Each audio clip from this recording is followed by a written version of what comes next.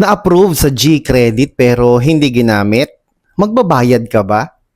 Sagutin natin ang tanong na ito mula sa isang subscriber natin na si Rarely Wiyat 7551. Sabi niya, nag-fill up siya at na-approve sa G-Credit pero natakot siyang gamitin.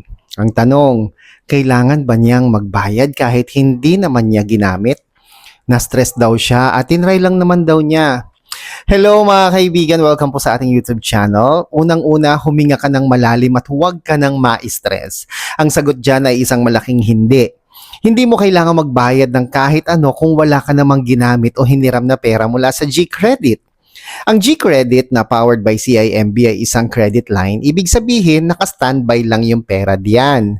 Magkakaroon lang ng babayaran at interest kapag ginamit mo ito pambayad sa bills, QR, or online shopping. Kung zero ang nagamit mo, zero din ang babayaran mo. Walang hidden charges at walang penalty. Kahit nakatenga lang yan diyan.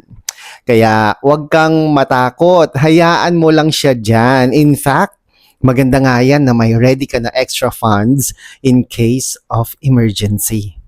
Pero kung gusto mo talaga siyang ipa-cancel at ayaw mo siyang makita sa GCash mo, kailangan mong mag-submit ng ticket o kumontak sa help center ng GCash o CIMB Customer Service para ma-close ang credit line mo.